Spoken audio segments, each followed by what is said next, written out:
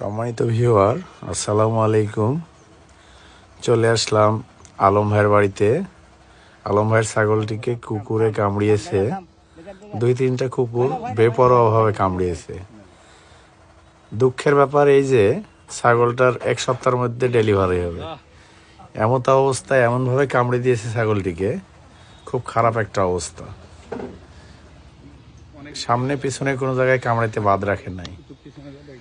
এখন আমরা এই কুকুরে কামড়ানোর দরুন ছাগলটি দারুণভাবে ইনজুরি হয়েছে, যার জন্য আমরা সর্বপ্রথম প্রেগনেন্সি সেভ অ্যান্টিবায়োটিক, ব্যথানাশক ইত্যাদি যা যা ব্যবহার করা দরকার করব।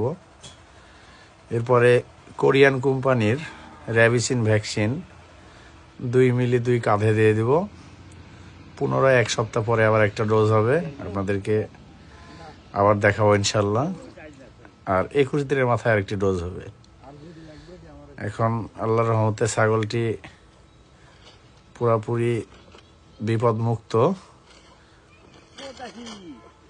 2 কাঁধে 2 মিলি র্যাবিসিন ভ্যাকসিন দিয়ে দেওয়া হলো 24 ঘন্টার মধ্যে। ইনশাল্লাহ এখন আউট অফ ডেঞ্জার।